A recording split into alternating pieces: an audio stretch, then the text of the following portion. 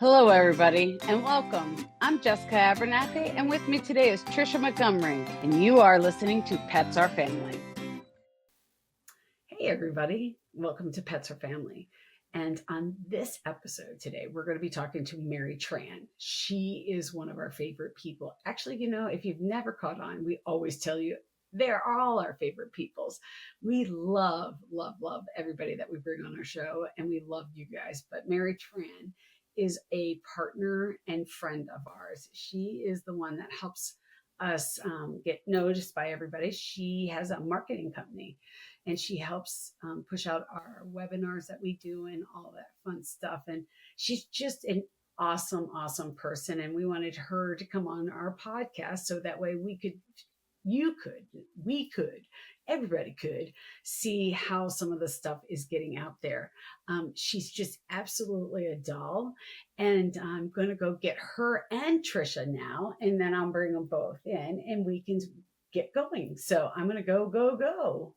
Mary Tan, oh my gosh, it is so amazing to have you here on Pets Are Family podcast. And by the way, we are the greatest audience in the world. Shout out, we're at about almost 2,000 subscribers on YouTube right now. And shout out to the best audience in the whole wide world. That's our Pets Are Family podcast group of listeners. So thank you guys for hanging with us. But today we have Mary Tan of Whisker Media. Mary, you and I have worked together. I have known you in the pet industry. You have so much to talk about. You have so many things that you've done. Start out a little bit. I mean, you're a pretty highly acclaimed journalist. You did CNN, you did NBC, you did a lot of different things like that. Now you have Whisker Media. What happened? Well, I started out my career as a news reporter and anchor in TV markets all over the country, from Atlanta to Las Vegas to here in Minnesota. And, I had always loved animals, but I was a crime reporter. I was always the hard news reporter. So I used to tell people, if you're dead, I'm live. Or, if it bleeds, it leads. And that is still the same today. If you watch your local newscasts, what do they lead with? It's usually one of those. In fact, I was a reporter in Las Vegas, and the producer used to tell me we want sex, drugs, and rock and roll. So every night, that's what we covered on the 11 o'clock news. And so I learned so much, but the hours were just really wicked. And the whole, after 13 years in the business, you get kind of burned out. A dead body is kind of a dead body. But what was so unique with me is that, if there was an animal abuse story, I could not cover it. Like, I would tell my editor, I cannot cover an animal being abused. Like, it was too much for me. So I stuck to dead people instead, which sounds kind of rash, but that's just kind of I saw so much in my news career that, I kind of still to this day have this warped mentality when it comes to tragedies and different things. I can remember like a story that I covered in the Atlanta area where a crematorium didn't bury or didn't cremate any of the bodies that came in, and they had hundreds of bodies laying all over their property. And I was like, and back then I actually heard about that. Yes, it was probably 20 years ago. You and Jessica are going to get along just fine. Yeah, I'm all about the true crime. Jessica loves crime. Jessica loves true crime. She loves it. She thrives on it. She lives for true crime. This is good. Mm-hmm. I know it's actually fascinating. Oh my goodness. So the guy put in dirt instead, and just potting soil instead of like the remains of loved ones. And then he just had like bodies piled up everywhere that were supposed to be cremated. It was just absolutely insane. But anyways, that's kind of what I did. And then you get sick of the hours because I worked mostly nights or overnights, and the hours are really, you drop everything when something happens. And I just got burned out. Then I took because I was in crime, then I switched into PR, but it was more like it was city PR, municipal PR, government PR, as well as I did so much in public safety. And so I worked with the police department and fire departments in a suburb outside of Minneapolis where I live. So I did that for a while. And then, but I always loved animals since I was in news, and they would never, my editors in news would never let me cover animal stories because they said, no, you're the crime reporter. They're like, you can cover a dead dog. And I'm like, no dead dogs, but I'll do other dead things. And so from then, then I went into to government PR, and I was, to be completely honest, I was kind of bored. And I'm like, I really loved PR. Yeah. I loved what I was doing. And so how do I create mixing in my love for animals, particularly cats, because they're still second class pets in this country. Cats are still, they don't get the kind of, medical research funding and everything dogs do. I mean, dogs still need help too. Don't get me wrong, but it's not the same level as dogs, for example. And so it just so happened the shelter that's here in my hometown had one of the few PR manager jobs that paid a livable wage. So I applied for it and I got it right away. And I kind of the government job was a really good salary. It was like, I called it the golden handcuffs. It was easy. You got to be a government bureaucrat. You could leave early on Fridays. And that just wasn't me. I was just so bored. I would make up things. I remember I was in charge of like employee engagement, and I would always include animals, and I would present things to the city council with tons of animals in it. And so they just thought I was kooky when I was in government. So then I went, got a job at the Humane Society, loved it. And that's when I really, the Humane Society would get products, and I'm like, this product is not going to work for an animal shelter. Like, there was a litter box. It was way too small. It was designed to put in an Amazon shipping box, but 60% of cats are fat, right? Like, people overfeed their animals in the US. So, the United States has the fattest pets in the world. And, we love them. And so we like to give them what they want. Understandable. But, and then, she switched the litter box, and it was fantastic. She sold the company and is now very wealthy. And all that took is to expand the range of sizes and litter boxes. And then that's when I started getting into pet products. Although rescue and animal welfare is why I do Whisker Media, helping cats and dogs and making life better for people and their animals is really like the mission of Whisker Media. But being, and Tricia, this too, as a former animal welfare executive, is what rescues and shelters need is money, right? Money can do the most. I mean, you need volunteers and product donations, but money is pretty critical. And so that's the hope of Whisker Media, is that I can, I give back as much of the profits as I can to local groups and national groups. That's very cool. Mary Tan, I love you. I love you.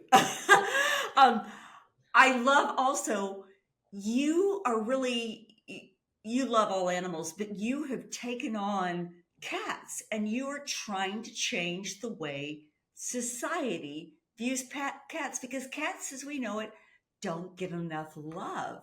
How are you working to change that? What are the things that you've done? I mean, you have 3 cats, right? Yeah. You have 3 cats. So, I think the biggest thing that I'm trying to do in the media is, especially using my cat clients, is, whenever we can get an opportunity to go on the news and talk about cat issues. Now, I'm going to tell you, this is kind of an uphill battle, because news people tend to be dog people. And so when you're pitching cats to dog people, it's really difficult. Mhm. In fact, there have been studies shown that when an animal, when a dog is shown to donors, um, the dog people and cat people will all donate. But if a cat is shown, the dog owners don't donate at the same Yep. levels that the cat owners do. Have you? I don't know if you probably found that in your, and that's why so many animal welfare groups, I have. you know, and that's why animal welfare groups always put a dog, like the ASPCA commercials. I counted, it was something like insane, like 20 something dogs and one cat. If you the Sarah McLachlan commercial, and even now they have a new one, but it's still the same video. I remember that. So, but anyways, I am trying to promote. I will tell you a quick story here. So whenever I was CEO for Paws, we had an initiative to where we needed to raise money for specifically our Community Cats program, which is TNR, the Community Cats program. And I could not find donors. I had one donor said, if it has anything to do with cats, don't contact me. Somebody who gave a lot of money said, no cats. And you were so correct about that, because people are going to give to dogs, puppies, but not to cats. It's sad. Thank you for trying to change that dialogue, Mary. I said Mary, have pet sitting companies. So I have two pet sitting companies, and about 8 years ago, maybe 10 years now, I think about 10 years ago, I started a cat only company, because cat people don't like working with people that have dogs, because they truly think that dog people don't know how to take care of cats. And honestly, I started a cat company. So I have a cat only company, and then I have a pet sitting business that does everything.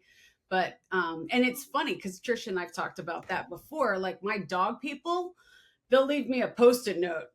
Cup of food in the morning, cup of food at night, poops 3 times, have a great time. My cat people, they leave me a notebook. It's an 18-page dissertation on what Fluffy wants to do, but it's just they're different people. I mean, and I'm not saying anything bad, because I have two. I mean, and one of them is very famous. His name's been around a lot, but I have two. But yeah, it's he's way more famous than my dog. Yeah, it's really a lack of understanding about cats. Like, if you look at, people don't understand that cats are trainable. That cats can do whatever dogs can do. There's a really big lack of education. Plus, everybody thinks cats are aloof and can take care of themselves. So that's why they just let them out on the street to roam, right? And they don't get their cats spayed or neutered. And cats don't go, I want to say it's less than 40% of cats go to the vet every year. And it's just, cat owners do need more education. It's unbelievable. But what's really cool, and the American Pet Product Association talked about this, is that the dog product area is so oversaturated right now. And so a lot of companies are veering towards cats. Oh, yeah. But you know what? One thing really drives me crazy is when they just take a dog product and then put a cat on it, and it's suddenly a cat product. But there's so many new companies out there that are cat only, that are really, these people are really thinking, and really, the education level is starting to increase. And you can tell by the kinds of pet products that are coming out there. It's like completely amazing. But I really think, like, it is up to, I think it is up to animal welfare people and people like you and I to spread the word about cats aren't what you think they are, and stop comparing them to dogs, because they're two completely different species. So that's kind of my, like, on my high horse. And so whenever I get a chance to promote cats in general, even if I'm promoting a product, that's what I do. And that's how I kind of try to slip cat behavior and cat needs into everything I do. Mary, I love that. There's a term that you do not like to use, and I don't want to use it, but what's the term that you hate that has to do with mental illness? And you try to steer people away from that terminology. Yes, crazy cat lady. Right? Do you know what I'm talking about? Okay. Yes. Yep. So some people out there are going to say like, oh my God, this is just all that woke sensitivity out there. And there is some of that going on there. But when it comes to crazy cat lady, what you are doing, I mean, unfortunately, there are a lot of animal people, not just cat people, but dog people too. There's a lot of mental challenges going on with some people, and animals are just the most wonderful way to help heal. They're very healing. And so when you call somebody a crazy cat lady, first of all, you're it's kind of negative towards women. Cats are typically considered a female pet, most, but that's not true as much anymore. The millennial and Gen Z, there's more and more male cat owners out there. It's just really degrading to women and people who have mental health challenges. So it's like it's a situation where people use the word crazy cat lady just to describe how many cats they have because they love cats. But really, it's better to use cat lover, right, or something different that's not, especially with mental health being such a big part of challenges in people's lives. Right. And, the whole, I feel like mental health, and you guys tell me what you think, is more, there's more awareness of it now. Also, I think social media is part of that's driving that, and people are going on talking about their issues and stuff. And so, it's just not a good thing. It's not good for, right, you're not promoting cats by calling their owner crazy cat people. And, I used the term for many, many, many years until I met people who have a lot of cats who have mental health challenges, and they just did not feel good about that term. And so that's how I changed. Mary, I love that that we talked about that, because it is there. And I will say that social media has brought a change in talking openly about issues of mental health and stigmas associated with it. I think it is our goal now to wrangle Taylor Swift into doing a Pets or Family podcast. Yes! So Taylor Swift can come on and, and she's out there promoting cats. Why don't we get Taylor Swift on our Pets or Family podcast? Mary Tan, I'm leaving that up to you. You have all the connections. You can reach out to Taylor and then get Taylor on the Pets or Family podcast, and we can talk about the stigma, and then she can have bring her cats on with her. I think that'd be lovely. And Mary, I'm challenging you with that. Okay. You just want to do that so that way you can sing your songs. That's why I said we don't get in trouble with YouTube anymore. I cannot sing Taylor Swift's songs. Taylor and I are like this. But unfortunately, YouTube and the trademark people police hate it when I sing the Taylor Swift songs, and they come down on me all the time. Mm-hmm. Although I haven't personally heard from Taylor about that, so I think she is okay with me singing her songs. Absolutely. And we even kind of look alike. Absolutely. No, I think you should do that. Nope. I'm the one that fights with you too. Mary, something else I love. I love you, Mary, because you go after and you really promote animals that perhaps have been left behind, the broken, the abused, and you focus much of your efforts on that. And you also, if I can say this about you, you provide pro bono work a lot to those charitable organizations that can least afford it but need help the most. Can you talk a little bit about that, Mary? I just like want to reach out. I can't say it to see what Zipper's doing. I shall squish you. Yeah. I mean, helping animals who need the most help, and I've I used to really, really focus on helping all animals, but I think a lot of animals that are highly adoptable in the shelters and rescues have that support. But what I try to focus on are the animals that nobody wants. So the ones that are shy, fearful, the ones that have special needs, have behavioral issues, and have those that are really, really vulnerable. So kittens are the most euthanized animal in animal shelters across the country. And it's because, for example, a bottle baby kitten is far more work actually than like a neonatal puppy, because kittens are so fragile. They have no immune system. They can't regulate their temperatures, so they have a lot of issues. Also, stray and feral cats. I mean, how many are just, you see them around and they're left on their own or whatever. And I really want to advocate. I think my main mission now is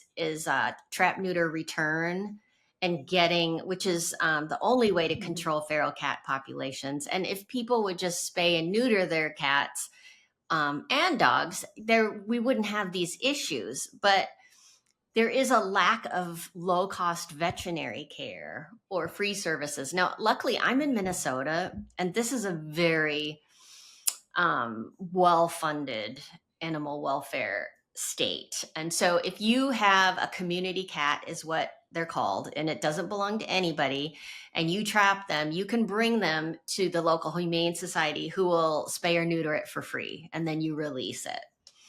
And this resource is for the entire community.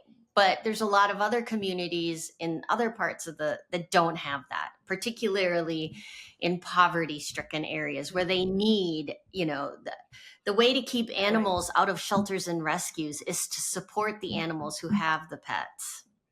And so TNR, low-cost veterinary care, and providing veterinary care to those who can't afford it are really the three areas that I'm really focused on when it comes to philanthropic efforts.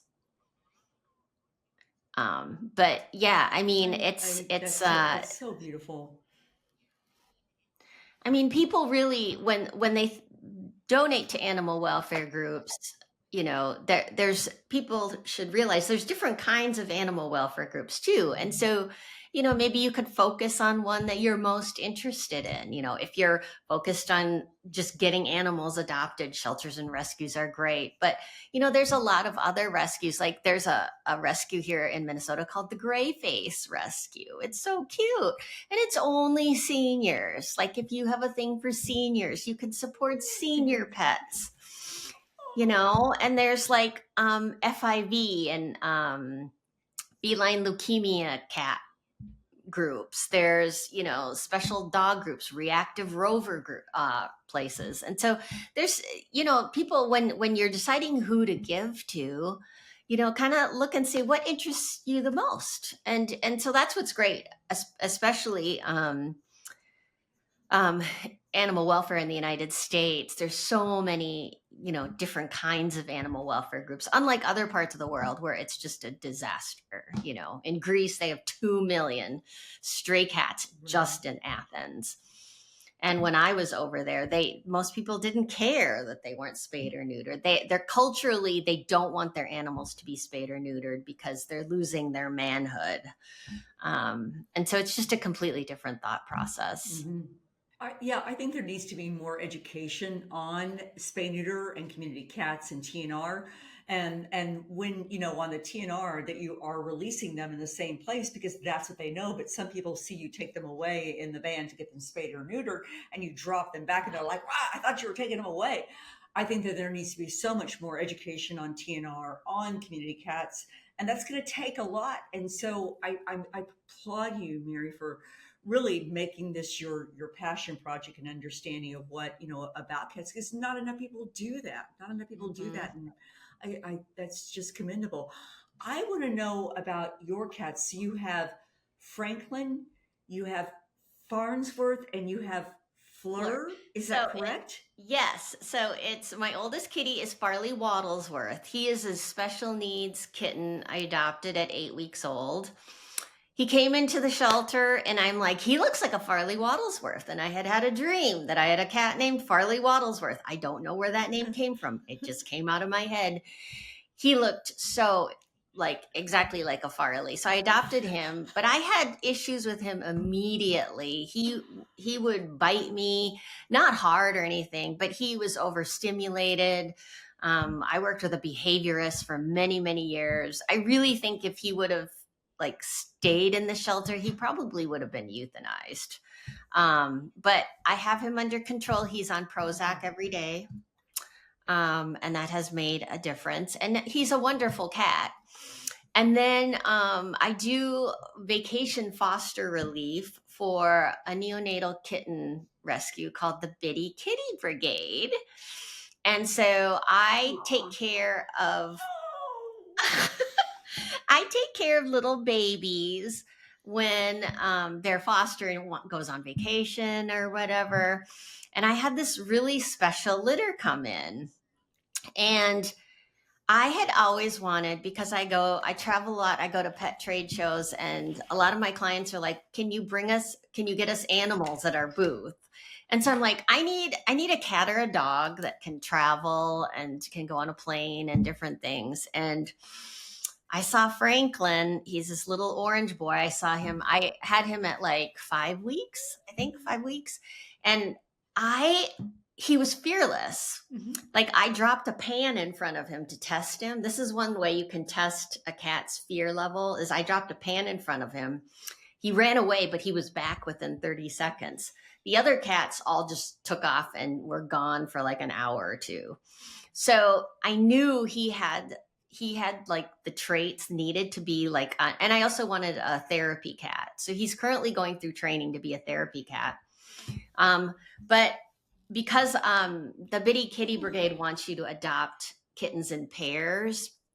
And so I took his sister Fleur as well. Now she's a scaredy cat, but she's a sweetie. She's just more your regular house cat. But Franklin, I take him everywhere I can with me. I take him in a backpack. I've taken him to Walmart and Target in my backpack. I like to go to the Home Depots, and I bring him there just so he's he needs experiences at least, once a week. So one of my other clients is the amazing Acrocats. Have you heard of them? Oh, you need to check out their YouTube videos. It's amazing. Yes. I was going to say, I've heard of them. I don't know much about them, but I've heard of them. I have. Yeah, they're based in Atlanta. They're one of my clients. And Sam Martin is an amazing cat trainer. She can get her cats to do anything. And so I talked to her at length about training. And then, I've watched a lot of YouTube videos so I take Franklin out on weekly things. And now that it's warm here in Minnesota, it's patio dining, so I can bring him and I try to bring him everywhere I go. I love having him with me. And, you get to meet really cool people because they're like, is that a cat?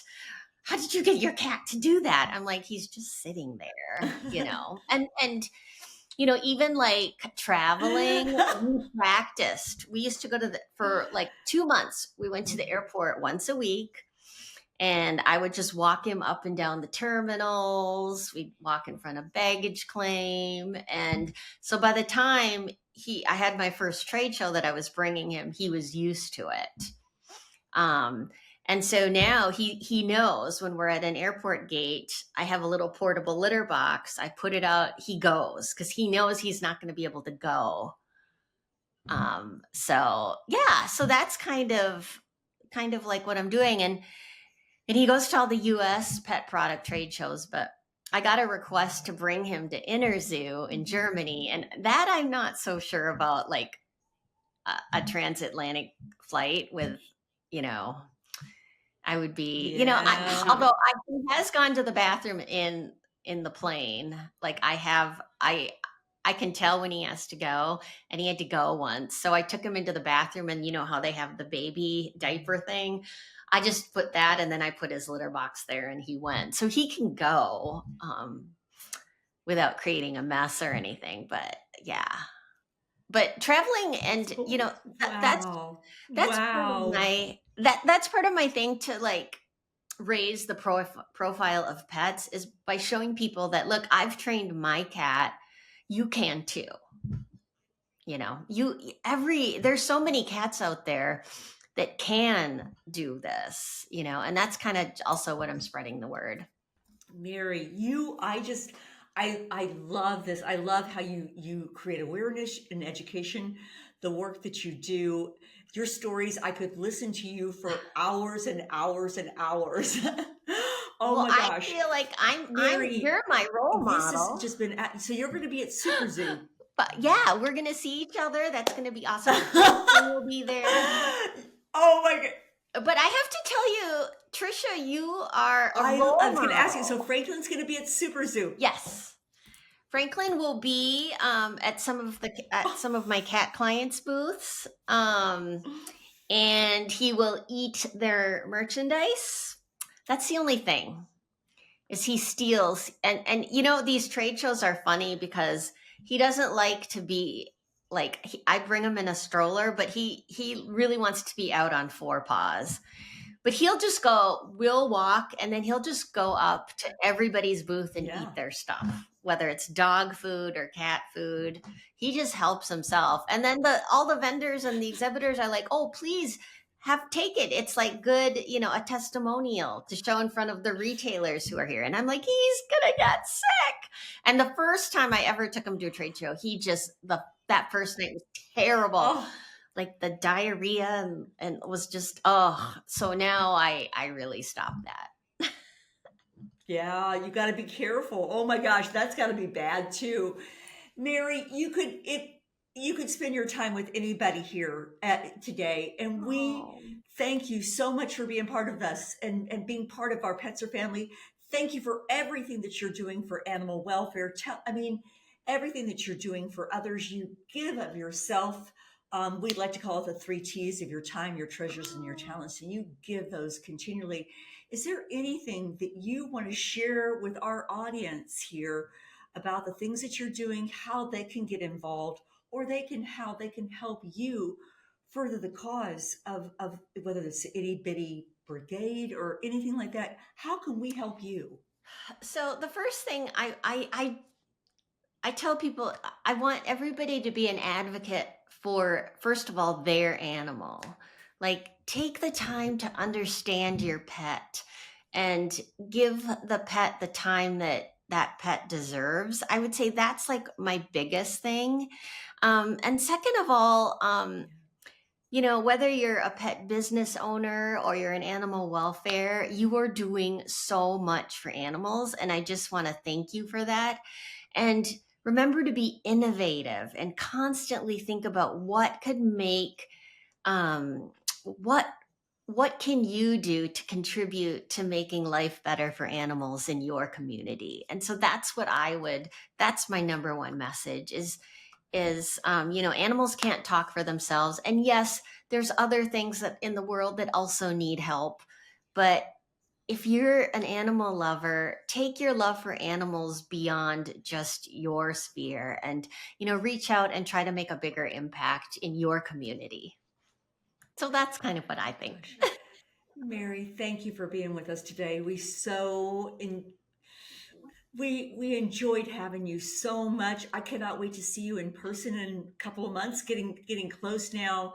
Thank you for spending your time with us. Thank you so much. Thank you to both of you. And your podcast is amazing, and everybody needs to share it and get your following up there so you get 18 million followers by next year. I'm working on it. Hey guys, wasn't that great? I just loved it. I was fascinated. And I love the fact that she is a crime junkie too. I love that. I am a true crime junkie. I love that stuff. You know what I mean? So that made my day because I listen to that all the time, you know, all the time. So I just found her absolutely darling, and I loved all that. And I think it's great that she was spotlighting the cats. I agree with her. Cats are just skimmed over, they're just like the forgotten animal. I mean, I have two. Remember, I got Bin Laden and Harry, so you can't yell at me for that one. I've got two, one dog, two cats. So we're definitely got it going on here. But you know what I mean? I do like the fact that she brings over and talks about the fact that cats are almost like the forgotten breed or the forgotten animals, because everybody always gravitates to dogs. And I understand that because I work in the pet industry, and all my clients that are cat clients feel that way about it. They feel like dog people don't get cats. And it's kind of true. You know what I mean? In a way, we do get cats. We just don't get their independence right. That's the problem. I am a dog person, but I love my cats. You know what I mean? There's days that I want to throw them outside and let whoever's in their yard get them, but I would never do that, ever do that. You know what I mean? Biddy frustrates me a lot, but he's a sweet boy, and I would never do that because I don't want any harm to come to them. But I get what people say when they talk about their cats and how dog people don't understand. And until you get your own cat, if you're a dog person, you'll understand. And you're like, okay, I get it, because you don't understand their personality. Some are just like, some of them are like, I could be a dog. Harry, he's a cat. We are his servants. Bin Laden, nope, he's a dog. He truly thinks he's a dog. And that's the fun part about learning your cats and trying to explain that to other people. So I love Mary Tran for that. I mean, we all us dog people, we could talk about dogs until we are blue in the face, and we can talk to you about the traits and what their habits are, because they all are pretty much the same. Like, I got Brutus, my little black Brutus. He's a doll, but Frenchies are a lot alike. You know what I mean? And he follows the program. He is just a Frenchie. You know what I mean? But my cats, no, they didn't follow any program. You do not know the personality you're going to get. You do not know what their traits are going to be until you get them here and you start working with them and you start seeing them decompress. So that's the fun part about having kittens and cats. So, it's always fun to learn more, but always adopt two. I'm just going to tell you that right now. 2 cats. Make sure you have a partner for them, just because they like to have somebody to hang out with, So always adopt 2. Here in Chicago, when we go to get cats or kittens, they require you to adopt 2. They won't let you just do 1. You have to do 2. You can have 1 at home and you can adopt 1, but you have to have 2. So they usually won't let you out of the shelter without the second one, because they want them to have a buddy, which is, I'm cool with that. That's just 1 extra animal saved, So anyway, I'm going to go off on my soapbox. So anyway, here's the thing. Father's Day is coming up. We got Forged and Formed. We're going to be giving away a item for Father's Day. I'm going on the road starting this next week, but I will still be on the podcast. I'm just going to have a different scenery in my background, which that's okay. I do it all the time. And we are going to be chit-chatting with some of our other favorite friends. Trisha had a great conference, which we're excited to hear about and stuff. So, which we have heard about, but we're going to bring on some of the people that she's met and we're going to talk to them. So we're excited about that. And we got some news with Trisha going on, which I'm excited to talk to her about this. And there's just a few more things going on. So we want to say thank you, Fortune and Form, because we love you. Pet Premium, Kathy Delaney. If you need a pet sitter, just go over to Naps. I love Kathy Delaney. Everybody knows that. I talk to her all the time. Oh, by the way, go Andrew. Andrew is her youngest son. Congratulations. He graduated this week. And Richie, go Richie, because that's her oldest son. But anyway, go Andrew. And so, and that's pretty much it. Make sure you share our podcast with anybody. Share, like, and love us. We always are, that's the best form of compliments that we could possibly get. And I love that for you guys. And if you're in Texas, go check out Good Charlie, because we love them over there too. And that's about it for this week's podcast. So I can't wait to see you guys next week. Mwah. Love you. Hugs and kisses from Chicago. Mwah. Thanks for listening to Pets Are Family. You can find us on all the channels now. Yes, all of the channels now. So make sure you share us with your friends, your families, and your coworkers, and anybody that has a pet. Make sure you like us, give us your feedback, tell us if anything that you want us to talk about, all that fun stuff. You can reach me at jessica@petsourfamily.net or Trisha at petsourfamily.net. Thank you for everything that you guys do, but make sure you like us, subscribe, check us out on YouTube. You can always see what we're up to. And we want to thank all of our sponsors, all of the people that support us. We love every one of you, and we can't thank you enough. And remember, check out Moose's March, moosesmarch.com, MOOSESMARCH.com. Come check us out. Talk to you guys soon. We'll see you next week.